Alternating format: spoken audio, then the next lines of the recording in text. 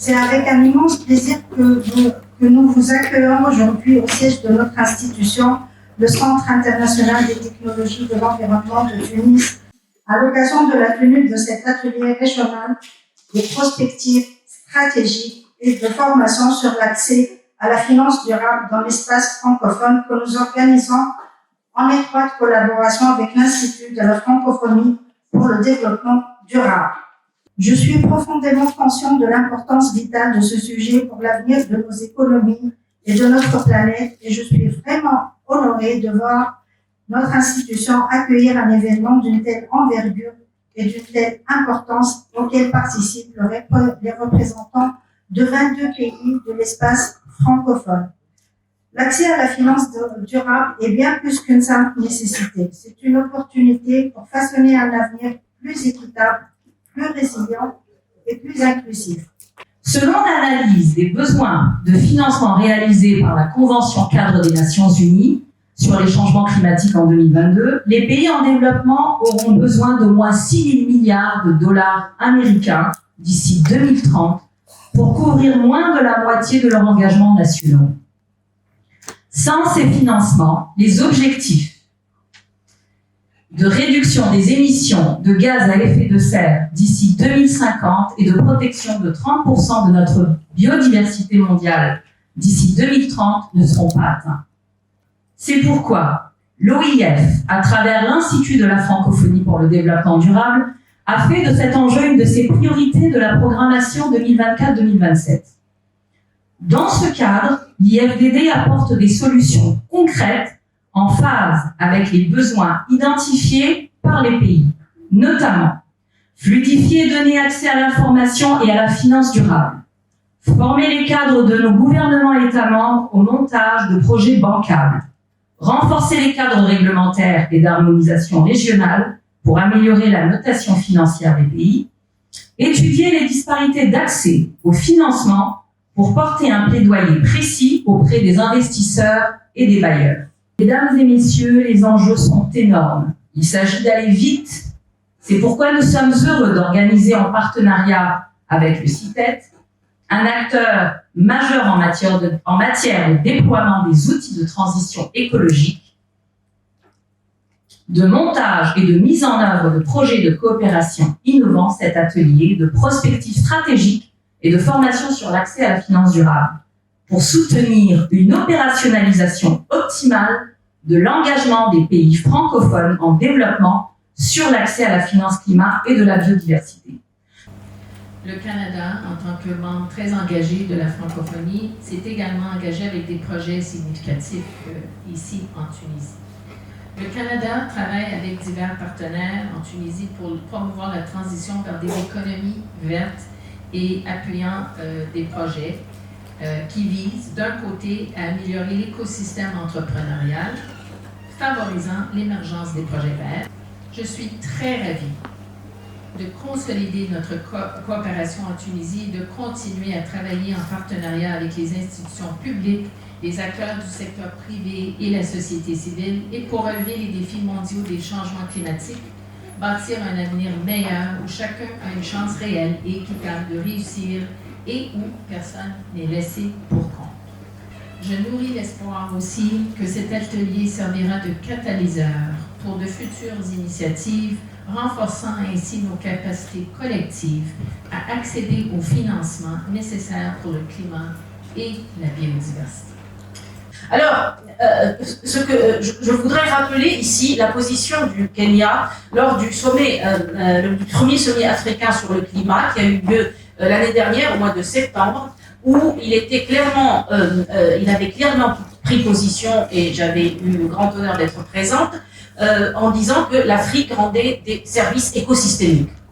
En Tunisie, nous faisons partie de l'Afrique, évidemment, et nous rendons encore beaucoup de services écosystémiques à travers notre Posidonie, tout simplement, par exemple, qui absorbe du carbone, nos quelques forêts et puis nos zones humides.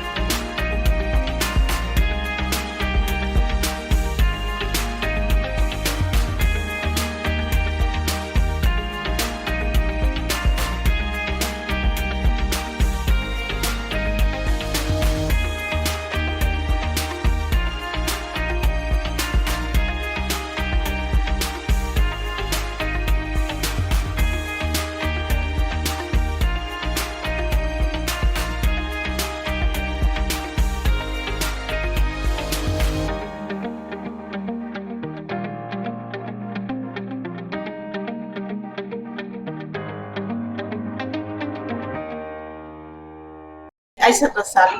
Je travaille au Centre de suivi écologique et coordonne l'unité finance climat, donc chargée vraiment de tout ce qui est mobilisation de ressources pour l'État du Sénégal à travers les mécanismes financiers donc mis en place par la Convention cadre des Nations Unies sur les changements climatiques.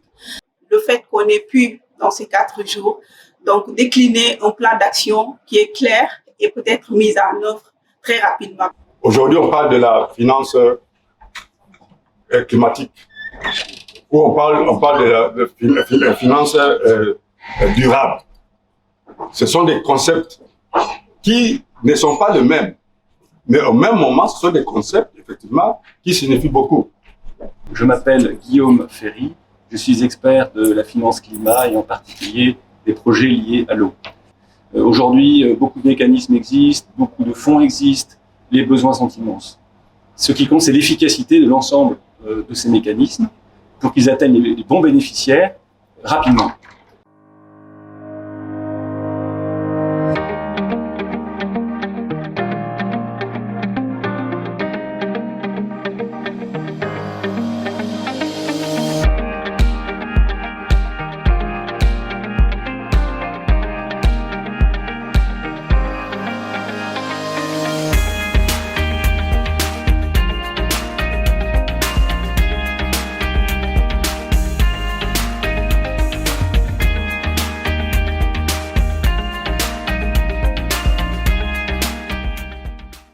Ngô Thị Thu Trang, je viens de l'Université des sciences sociales et humaines, l'Université nationale en Ho Chi Minh Ville.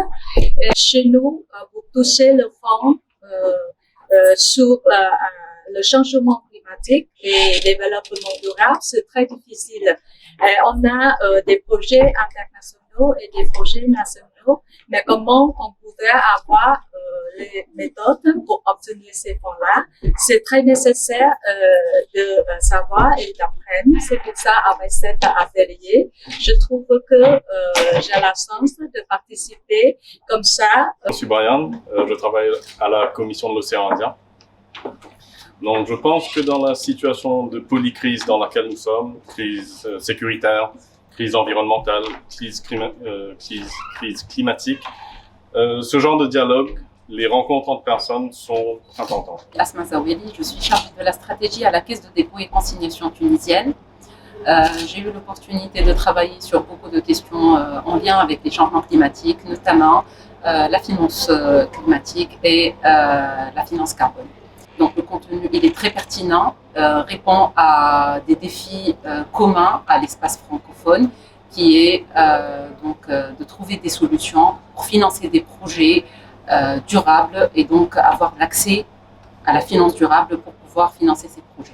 C'était une excellente formation, une excellente occasion aussi de retrouver les experts de la francophonie.